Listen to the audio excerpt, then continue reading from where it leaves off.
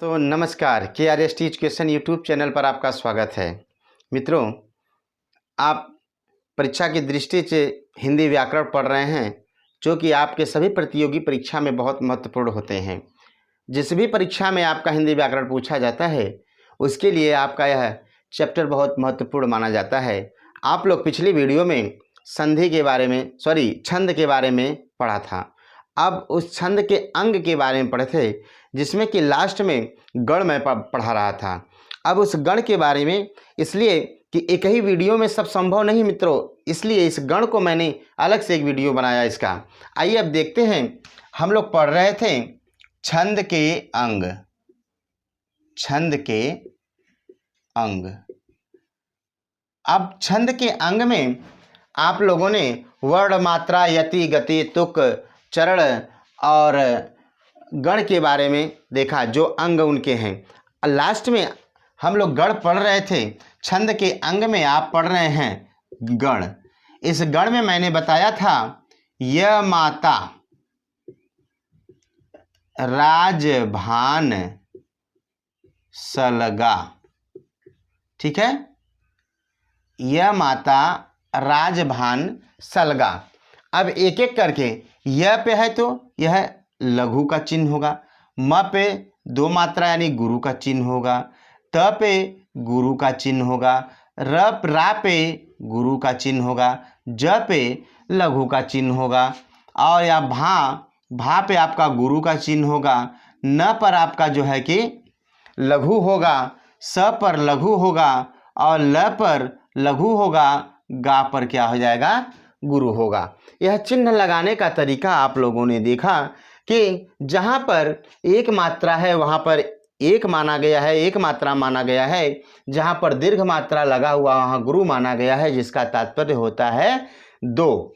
यानी कि इसका मतलब एक मात्रा जोड़ेंगे और इसका मतलब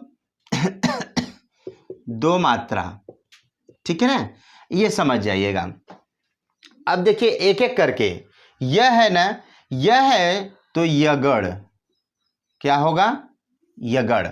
अब इस यगड़ में तीन वर्ण हम ले लेते हैं, यगड़।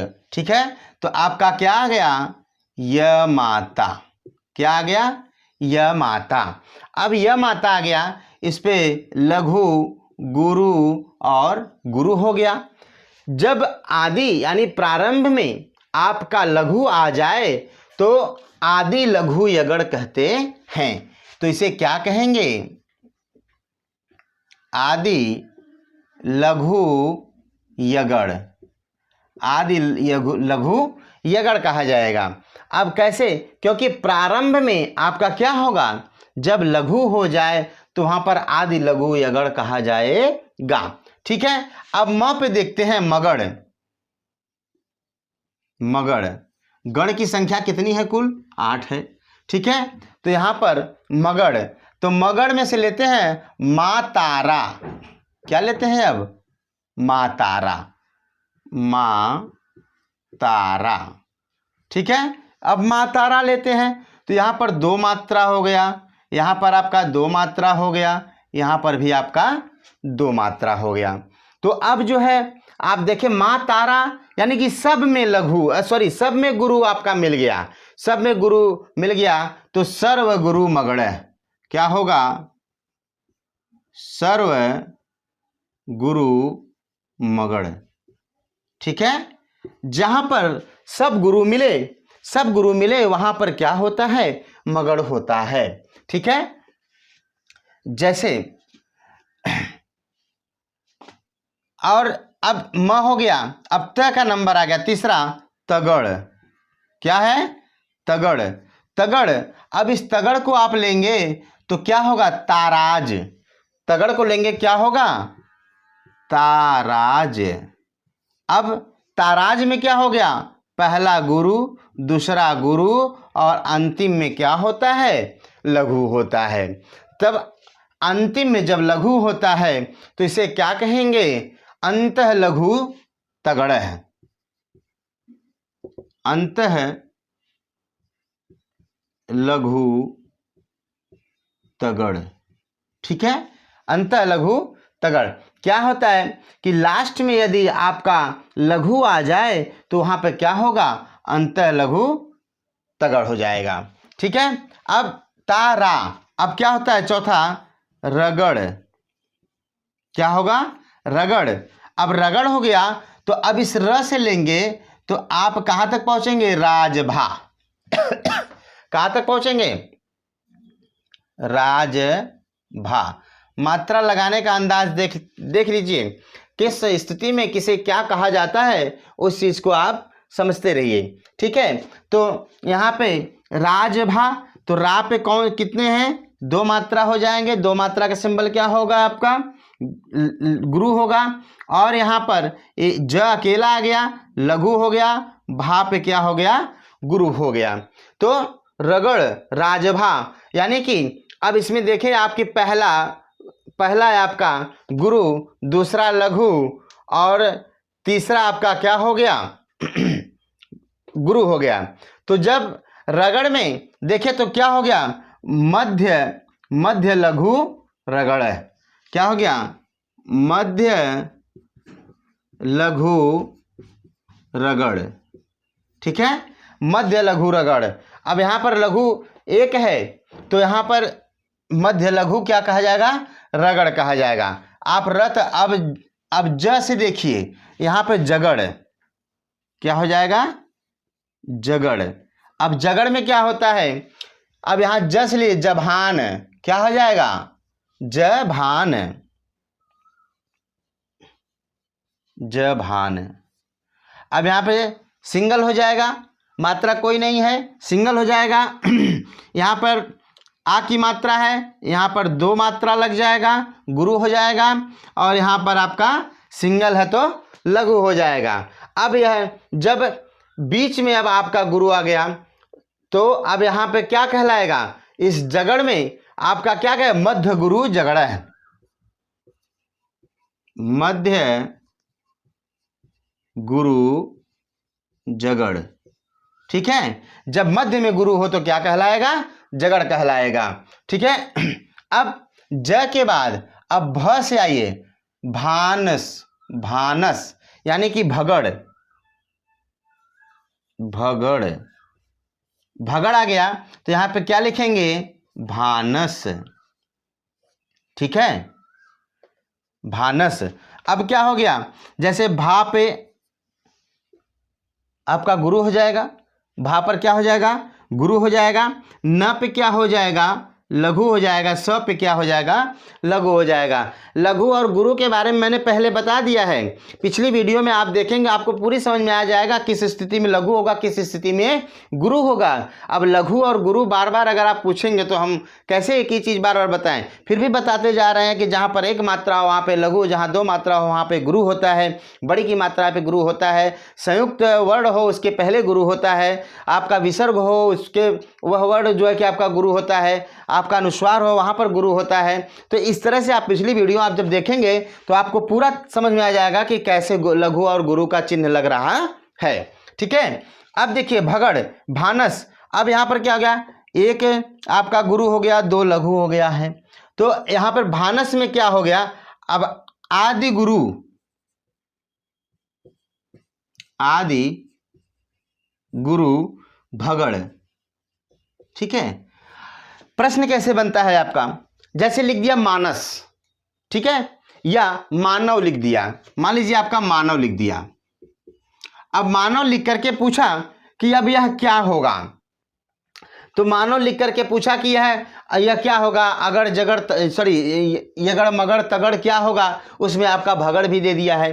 तो आप जब नियम को जानेंगे कि पहला आपका जो है कि गुरु होगा, दूसरा तीसरा लघु हो गया, जो जब प्रारंभ में आपका गुरु हो गया बाकी दो लघु है तो उसे वह कौन सा वर्ड माना जाता है, तो वहाँ भगड़ कहा जाता है। तो आप इसको जब अच्छी तरीके से जब इसे पढ़ लेंगे, नोट्स बना लेंगे, तो आपको पहचानने में कोई दिक्कत नहीं होगी।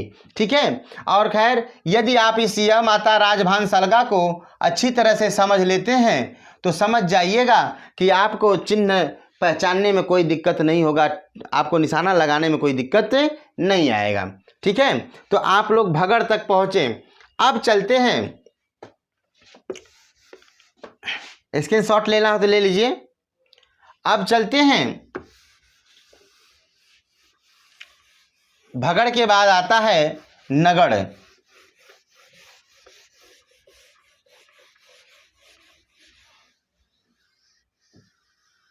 ठीक है, भगड़ के बाद यहां तक पहुंचे, अब नगड़, अब नसल। ठीक है, नगड़, नगड़ में लेते हैं नस्ल। ठीक है, अब नस्ल लेते हैं तो सभी में क्या हो जाएगा, सभी में आपका लघु हो जाएगा। सभी में कौन सी मात्रा लगेगी, लघु होगा। यानी कि कितनी मात्रा इसमें, 3 समझ लीजिए, कितने हैं, 3 है। तो अब जब आपका नगड़ है तो नगड़ में क्या है, सर्व लघु नगड़ है, इसे कहेंगे सर्व लघु नगड़। ठीक है, अब सर्व लघु नगड़ हो जाएगा। कैसे कि अब इसमें सभी आपका क्या है, लघु है। तो जब सभी लघु आ जाएं तो वहां पर क्या होता है, नगड़ होता है। परीक्षा में क्या पूछेगा, समय, समय लिख दिया। अब पूछा कि समय क्या है, अगड़ जगड़ है, तगड़ है, मगड़ है, नगड़ है, क्या है। तो आप जब जानेंगे कि नगड़ में सर्व लघु होता है तो इसमें 1 2 3 सभी में लघु लग गया, सभी में लघु लग गया। जब सभी में लघु लग गया तो आप क्या हो जाएगा, वहां पर आपका ऑप्शन में आप नगड़ देखेंगे तो उस नगड़ को सेलेक्ट करेंगे। ठीक है, नगड़ देखने के बाद तब नगड़ को सेलेक्ट कर देंगे। तो इस तरह से सर्व और लघु क्या हो जाएगा, नगड़ है। अब क्या बचा, सलगा, तो अब क्या होगा, सगड़, क्या हो जाएगा, सगड़। अब सगड़ में क्या हो जाएगा, तो क्या लिखा है, सलगा, क्या हो जाएगा, सलगा। यानी कि लघु लघु और गुरु, लघु लघु और गुरु। अब इसमें क्या हो गया, पहला वर्ड आपका लघु, दूसरा वर्ड लघु और तीसरा वर्ड क्या हो गया, गुरु हो गया। तो यहां पर अब क्या होगा, अंत गुरु सगड़ है, अंत गुरु सगड़। ठीक है, अब अंत गुरु सगड़ क्या हो गया कि अंत में जब गुरु हो तो वह क्या होता है, वहां पर सगड़ होता है। परीक्षा में पूछ दिया कि कोई ऐसा वर्ड दे दिया, ठीक है, तो वहां पर जैसे सेवका, नहीं सबका, जैसे लिख दिया सबका। अब सबका क्या है, अब सबका क्या है, तो मात्रा लगाएंगे कि लघु लघु और गुरु। जब लघु लघु और गुरु दोनों सेट यहाँ पर सेट है तो अंतः गुरु सगड़ है कि अंत में गुरु हो तो क्या माना जाएगा, सगड़ माना जाएगा। तो इस तरह से आपका यह सगड़ तक समाप्त हुआ। ल मतलब होता है लघु और गा मतलब होता है गुरु। ठीक है, तो अब यहाँ पर इस तरह से आप यदि समझ गए होंगे यह माता राजभान सलगा के बारे में, आपको यगड़ मगड़ तगड़ जगड़ नगड़ भगड़ को पहचानने में कोई दिक्कत नहीं होगी, आप मात्रा को सही से लगा लेंगे। ठीक है, अब आइए देखते हैं छंद के भेद। अभी आप लोगों ने छंद के अंग के बारे में पढ़ा, छंद के अंग के बारे में पढ़ा। अब छंद के भेद के बारे में आप पढ़ेंगे।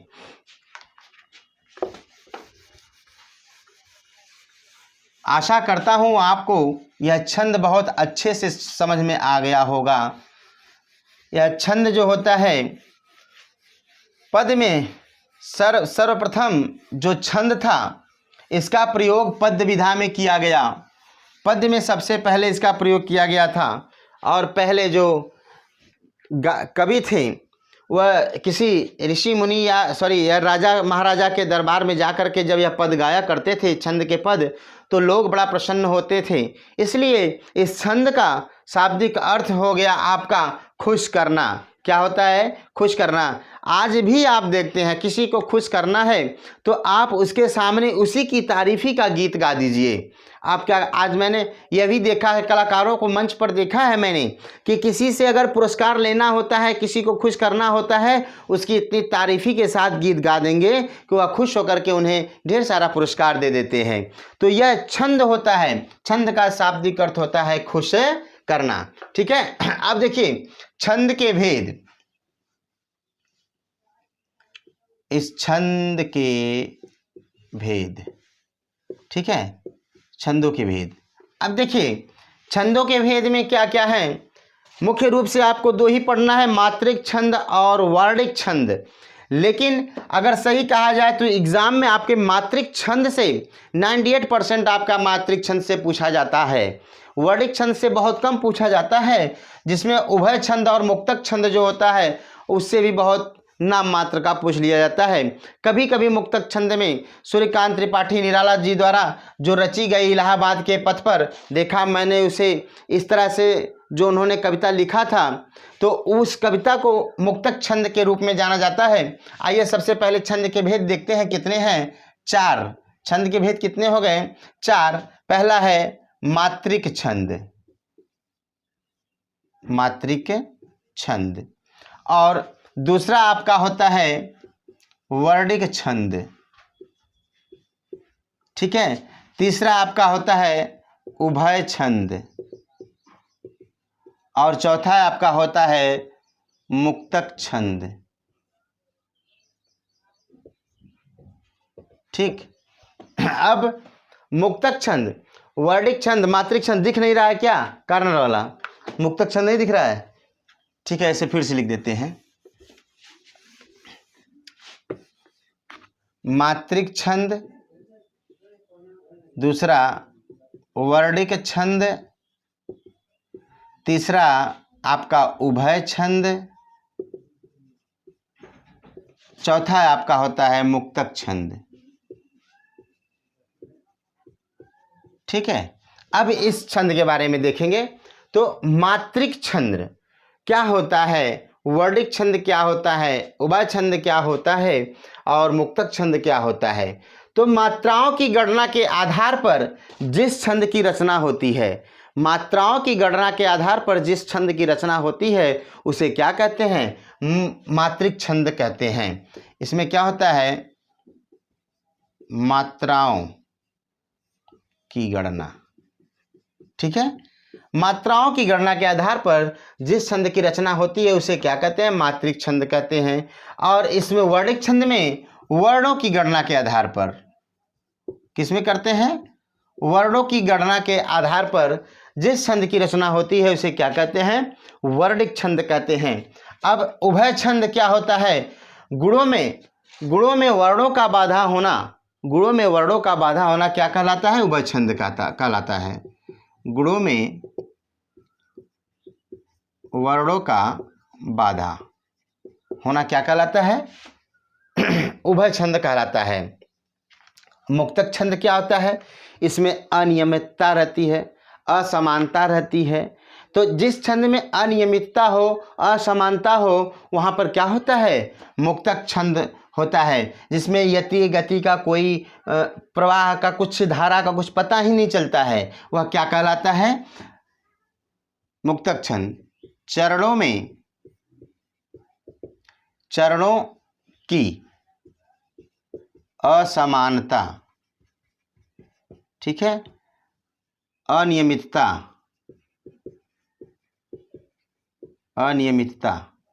ठीक है, स्वच्छंद, यति, गति, ठीक है, विधान मुक्तक हो, विधान मुक्तक हो। कहने का मतलब इस चरणों की जो असमानता है, जो मतलब पद गाए जाएंगे, जैसे मैंने बताया ना कि इसका निराला जी का जो एक है, जैसे वह तोड़ती पत्थर देखा मैंने उसे इलाहाबाद के पथ पर, जैसे वह तोड़ती पत्थर कॉमा दे दिया, देखा मैंने उसे कॉमा दे दिया, इलाहाबाद के पथ पर पूर्ण विराम दे दिया। तो कहने का मतलब ना इसमें कोई तुक मिला, ना इसमें कोई गति मिला, ना इसमें कोई आपका समानता मिला। तो इस तरह से यह क्या कहलाता है, मुक्तक छंद कहलाता है। ठीक है, तो अब इस छंदों के जो भेद हैं, इन छंदों के भेद में सबसे पहले हम लोग मात्रिक छंद को पढ़ेंगे। सबसे पहले किसको पढ़ेंगे? मात्रिक छंद को पढ़ेंगे। तो इस मात्रिक छंद को पढ़ने के लिए, तो इस मात्रिक छंद में भी 3 प्रकार के मात्रिक छंद होते हैं। एक होता है सममात्रिक छंद,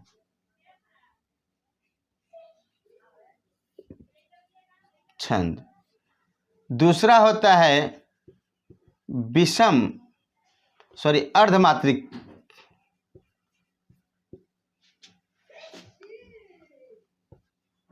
अर्धमात्रिक, छंद। ठीक है, और लास्ट में आपका जो होता है विषम मात्रिक छंद,